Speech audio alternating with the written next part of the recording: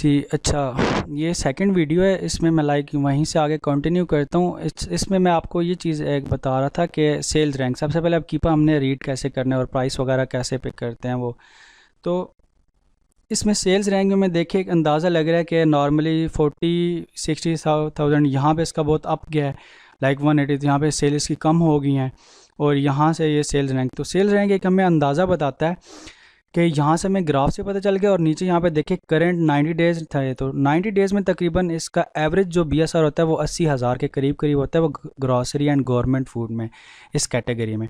तो हम normally FPA tool kit use करते हैं सेल्स में, सेल्स चेक करने के लिए। तो हम यहाँ से अपना अंदाज़ा यहाँ से लगाते हैं कि हम 80,000 फॉर एग्जांपल करते हैं कि हमें पता है कि 90 दिनों के अंदर इसका एवरेज इतना रहता है, इससे कम हुआ तो सेल ज़्यादा होंगी, इससे ज़्यादा नहीं जाता, यानी कि एवरेज इतना है।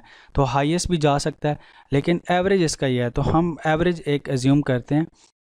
और यहाँ से हम हर कैटेगरी के हिसाब से सेल उसकी चेक कर सकते हैं। फॉर हम ग्रॉसरी में आते हैं तो यहाँ पे हम उसका सेल्स रैंक इनपुट कर देते हैं और एंटर कर देते हैं गो पे क्लिक करके। तो ये देखें अभी हमें ये बता रहा है कि 30 डेज़ के अंदर, यानी कि 30 दिनों के अंदर नॉर्मली इसके 2 यूनिट पर डेज सेल होते हैं, और लास्ट डे में 1 हुआ। तो हम नॉर्मली एवरेज को लेते हैं क्योंकि ये ऑलरेडी से कम बताता है, बहुत ज़्यादा कम बताता है सेल्स, लेकिन अच्छा है ये, हमें जितनी लेस एक्सपेक्टेशन हो वो उतना अच्छा होता है। तो 2 मल्टीप्लाई बाय 30 हम करते हैं, तो सॉरी 2 मल्टीप्लाई 2 मल्टीप्लाई बाय 30, ये 60 होता है, ठीक है जी। तो 60 हमें अब ये पता चल गया कि सेल्स का हमें अंदाज़ा होगा कि इस लिस्टिंग की नॉर्मली 60 सेल्स होती हैं पर मंथ, हर महीने एवरेज, यानी कि लास्ट 3 मंथ का अंदाज़ा हमने जो लगाया। और यहाँ से हमें सेल्स रैंक का भी पता चल रहा है कि मतलब कहीं बहुत डंप नहीं है, कहीं बहुत ज़्यादा ऊपर नहीं है ये, या बहुत ज़्यादा लो नहीं गया, और सेल रैंक के ग्रास हमें आइडिया हो जाता है। अब दूसरा ऑप्शन है यहाँ पे बाय बॉक्स। बाय बॉक्स देखते हैं, हमें यहाँ से एक चीज़ बताता है कि यहाँ पे जो बाय बॉक्स है ना, बाय बॉक्स का मतलब है कि किस प्रोडक्ट पे सेलर बेचते रहे हैं, कितनी प्राइस पे और किस पे उनको ऑर्डर मिला है। और बाय बॉक्स बेसिकली क्या होता है कि यहाँ पे जी, कि जिस सेलर का नाम यहाँ पे आता है ऑर्डर उसको जाता है। ये अमेज़ोन रोटेट करता रहता है अपनी क्राइटेरिया के मुताबिक, उसमें FBA भी सेलर होते हैं, उनको ज़्यादा प्रायोरिटी होती है, जिनके हाई रिव्यूज़ होते हैं उनको अपनी प्रायोरिटी होती है, और जिनकी उनको ज़्यादा प्रायोरिटी मिलती है, जिनका प्रोफेशनल सेलिंग प्लान होता है उनको भी प्रायोरिटी मिलती है, जिनके पास ज़्यादा स्टॉक होता है उसकी बेस पे भी होता है, रिव्यूज़ रेटिंग हर चीज़ उसकी बेस पे बाय बॉक्स अमेज़ोन देता है। तो ये रोटेट होता रहता है। और ये इसकी प्राइस का जो बाय बॉक्स है वो स्टैट यहाँ पे शो हो रहा है कि कहाँ पे। तो यहाँ पे हमें ये जो पिंक वाला है ये इसमें देख के 31.99, तो हमें पता चल रहा है कि $31 तक की सेल होती रही है, फिर ये $35 पे भी गई है थोड़े टाइम के लिए, जब बाकी ये सेलर आउट ऑफ स्टॉक हो गया था। तो अब यहाँ से ऐसा ऐसा देखें 37 पे भी, और ये 48 तक के भी लेके गए हैं, लेकिन जब 48 पे गई है तो उसका बाय बॉक्स सप्रेस हो गया। अमेज़ोन ने कहा कि आप इतनी ज़्यादा महंगी नहीं बेच सकते, इसमें बहुत ज़्यादा प्रॉफिट वो कोई होगा बंदा वो निकाल रहा होगा यहाँ से। तो उस टाइम पे फिर अमेज़ोन की तरफ से कुछ अगर प्रोडक्ट में इशू आ जाए या उसकी सेलिंग बहुत ज़्यादा हाई हो जाए, तो वो बहुत मल्टीपल फैक्टर हो जाए, उनकी बेस पे अमेज़ोन बाय बॉक्स सप्रेस कर देता है। सप्रेस क्या होता है मीन कि यहाँ से आपको पता है कि bye box see all option पे वो आ जाता है, इनको सबका मतलब यहाँ से ऑर्डर नाउ वाला बटन बंद कर देता है, फिर हमें वो मैनुअली जाके करना पड़ता है, और उस तरह की प्रोडक्ट नॉर्मली ख़राब होती हैं, फिर उनकी तरफ जाते नहीं हैं, और किसी और ड्रॉप शिपिंग उन चीज़ों में जाते हैं बाकी मॉडल्स में। लेकिन एक अभी होल सेल मॉडल के पॉइंट ऑफ व्यू से वो प्रोडक्ट हमारे लिए फिर अच्छी नहीं होती। तो देखें यहाँ इसका ड्रॉप बाय बॉक्स सप्रेस हो गया था कुछ देर के लिए, या हो सकता है आउट ऑफ स्टॉक भी हो गया हो जी। तो फिर तब तक ये प्रोडक्ट की फिर सेल्स रैंक भी ज़्यादा हो गया, उसमें सेल्स आना भी कम शुरू हुई। जब दोबारा सेलर आया तो देखें यहाँ पे पिन 31 पे जो सेलर बेचना है तो उसको फिर दोबारा से बाय बॉक्स मिलना शुरू हो गया। तो ये हमें बाय बॉक्स की समझ आ गई। उसके बाद अमेज़ोन पे जब हम क्लिक करते हैं तो ये हमें बता देता है कि यहाँ पे अभी अमेज़ोन देखें येलो बिल्कुल कोई भी नहीं है, ऑल ईयर में अगर मैं चेक करता हूँ तो उसमें भी नहीं है, ऑल में हम क्लिक करते हैं तो ये इस तरह अमेज़ोन शो करता है। तो 90 डेज़ में हमें पता चल गया अमेज़ोन भी कोई नहीं है, तो यहाँ से हमें एक प्लस पॉइंट मिल जाता है कि इसमें अमेज़ोन नहीं आया। अब ये बाकी चीज़ें हैं इसमें, न्यू सेलर ने इसकी क्या प्राइस रखी, तो लाइक जब हम सेलर सेंटर के अंदर प्रोडक्ट ऐड करते हैं तो वहाँ पे ये चीज़ शो होती है। तो इसमें लाइक थर्ड पार्टी FBA वालों के भी, ये जितने हैं FBA वालों ने इस पर भी सेल किया, लेकिन तो इन चीज़ों को हम नॉर्मली इतना नहीं देखते, लोग देखते हैं, लेकिन मैं इस चीज़ को ज़्यादा चेक नहीं करता।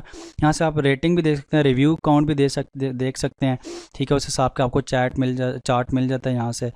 न्यू ऑफ़र काउंट ये हमारे लिए थोड़ा इंपॉर्टेंट होता है यहाँ से मैं चेक करने के लिए, कि हमें यहाँ से जब अनेबल पता चल जाता है कि इसको कितने बंदे लाइक सेल करते रहे लास्ट साइड। तो यहाँ पे देखें ये न्यू ऑफ़र काउंट में ये जो नीचे से नीचे वाला ग्राफ है, 10 न्यू ऑफ़र काउंट, 10 बंदे आए, फिर 8 9 हो गए, फिर 7 हो गए जी, 7 के बाद वो आउट ऑफ स्टॉक होते होते 3 रह गए, फिर 3 से दोबारा 4 बंदे आए, ऐसा है। तो यहाँ से पता चल जाता है कि ये अभी 8 बंदे सेल करें, तो इस तरह। तो अब ये एक शुरू बिगिनर के तौर पर आपको इन चीज़ें सारी देखनी पड़ती हैं, सारी चीज़ें। तो अब मेन चीज़ आती है कि हम प्राइस कौन सी सिलेक्ट करते हैं। एक तो ये ग्राफ का हमें पता चल गया कैसे रीड करते हैं जी। दूसरा हम आते हैं यहाँ पे डाटा के अंदर। डाटा के अंदर यहाँ पे आप देखें कि आपको न्यू हमारे जो FBA वाले होते हैं करंट में वो $31 का सेल कर रहा है, और जो न्यू थर्ड पार्टी वो कह रहा है कि 90 डेज़ में $36 तक की ये प्रोडक्ट सेल हुई है। तो हमें यहाँ से पता चल जाता है कि हम $36 तक इस प्रोडक्ट को चेक कर सकते हैं। तो लाइक फॉर एग्जांपल मैं इसमें 36 को ऐड कर देता हूँ, उससे भी हम अंदाज़ा लगाते हैं। और करंटली ये जो न्यू लिस्टिंग होती है यहाँ से ना, ये तो रियल डाटा होता है ना, कि इसमें हमें पता चल जाता है कि अभी सप्लायर ने क्या क्या प्राइस लगाई हुई है। तो हम एवरेज जो मिनिमम होती है या जो अपने हिसाब से हम चेक कर लेते हैं कि लाइक जो FBA सेलर हैं कि वो कितने की बेच रहे हैं। नॉर्मली ये सेलर है, ये भी $31 की इसने लगाई हुई है। यहाँ से मैं फ़िल्टर लगा के प्राइम पे चेक करूँगा, जो FBA वाले होंगे वो मुझे पता चल जाएगा कि यार ये भी 31 की सेल कर रहा है, ये भी 31 की कर रहा है, ये भी 31। तो अभी करंटली अगर मैं इस प्रोडक्ट पे जाता हूँ, जैसे अब ये न्यू सेलर आया, ये 47 पे लगा के बैठा हुआ है, तो इस पर भी आ सकता है, ऑर्डर आ सकता है लाइक लेकिन उसको फिर थोड़ा वेट करना पड़ता है। मेन कम्पिटिटिव प्राइस इस पे भी अगर आपको प्रॉफिट मिल रहा है तो इसका मतलब है आप अच्छी प्रोडक्ट है उस हिसाब से। तो लाइक अभी मैं इसको नॉर्मली क्योंकि 31 पे है तो सेलर ने स्टॉक लेके रखा हुआ है, तो मैं इसको 31 और एवरेज पे नॉर्मली मैं चेक करता हूँ, क्योंकि एवरेज सही। तो अब 36 में अगर हम चेक करते हैं तो इसकी हमें कॉस्ट प्राइस जो पड़ रही थी लाइक 2.95 मल्टीप्लाई बाय 8 पैक, तो वो 23 लाइक पड़ा 23 पॉइंट। मैं यहाँ पे ऐड कर देता हूँ लाइक 0.5 पैकिंग के, लाइक नॉर्मली 1 ऐड कर देते हैं यहाँ से, और उसके बाद 23.6 ऐड किया। तो इसमें लाइक हमें लॉस होगा इस प्राइस पे भी अगर हमने सेल किया। लाइक मैं इसको अगर 24 कर देता हूँ और इसको 0.5, तो देखें हमें इतना, यानी कि इतना सा प्रॉफिट ये बच रहा है साथ। अब इसमें लाइक आपने ये चेक करना है कि फ़िक्स क्लोजिंग फ़ीस जो आपका प्रोफेशनल होता है उसमें $1 नहीं आता, लेकिन जो इंडिविजुअल सेलर होते हैं उनको $1 ये भी पे करना पड़ता है। तो यहाँ पे यानी कॉस्ट में आपको $1 एक्स्ट्रा ऐड करना पड़ता है। और ये बाकी चीज़ें जो होती हैं, ये FBA जो होते हैं, FBA फुलफिलमेंट की, उनकी सारी चीज़ें होती हैं।